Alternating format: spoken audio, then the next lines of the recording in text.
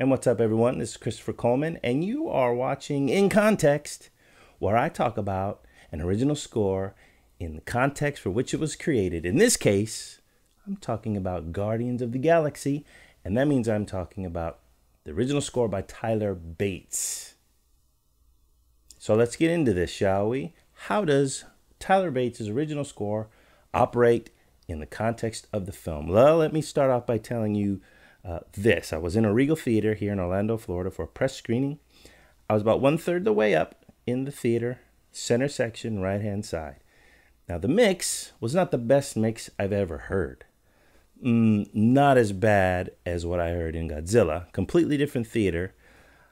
This wasn't as bad as that, but it wasn't great. It was the volume, number one, in the theater was a little low, and the mix was a little flat. Of course, we have several components in the audio mix: the dialogue, the sound effects, score, the songs. I mean, let's talk about the songs first, because those have been the most. Those have received the Groot share of the attention up until this point, and will probably continue to do so. But before this episode of In Context is through, we're going to give Tyler Bates' score ample attention, if you don't mind. Okay, so the mix with the songs, really popular songs from the 70s and 80s, really delightful within the context of the film. They're not just songs that they tacked on to make a soundtrack out of.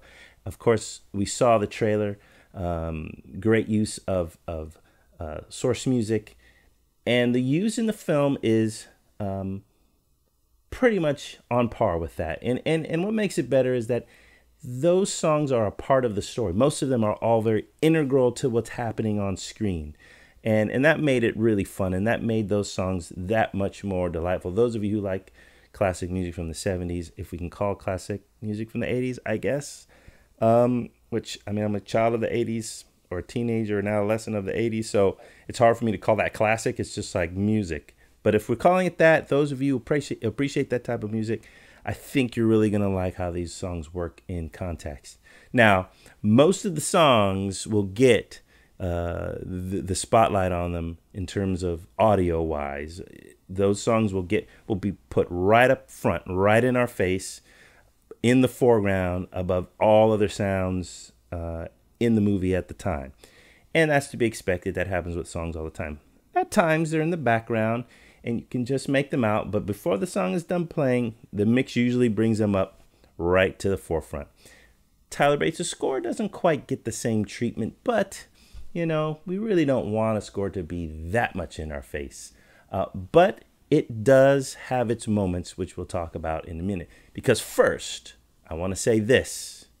I told you all that one day Tyler Bates was going to deliver a score that we just embrace and love without reservation.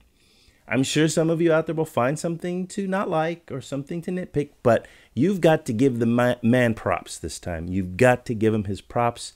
His score works beautifully. It follows the ebbs and flows of James Gunn's quite dynamic and colorful and roller coastery story that he's telling. And Bates' score moves right along with it. It has a wonderfully heroic theme, which, if you're anything like me, you'll be whistling as you walk out of the theater. But there's more to it than that. There are some really tender moments. There's an emotional core to this film that the score helps to underscore. The songs come in and do that too, but there are a couple of moments, which I will not spoil, that are really subtly done and beautifully done. And I think if you haven't heard the score already, when you hear it in context, your ears, your eyes, and your heart are all gonna perk up together in some emotional unison, in the way that movies make us do those sorts of things. And it really is a credit to Tyler Bates in his handiwork here. Very much has some ties to Avengers. I mean, the main theme is Avenger-like, Silvestri-like, and whoever thought we would be comparing Alan Silvestri and Tyler Bates music coming together? And you hear some very Avenger-y moments in here. So if we get some blending, which I assume there will be at some point, of those Avengers and the Guardians into one film somewhere, and we need to cross their themes over, they're going to cross over beautifully. I don't know if this is due to Brian Tyler's involvement in the music. I don't know, but there's something that there's a through line here that ties these franchises together, makes it a part of the Marvel Cinematic Universe without question. So in context, what do I think of Tyler Bates' score? I think it's wonderful. I think it's something that you'll want to experience in a big theater with big sound preferably.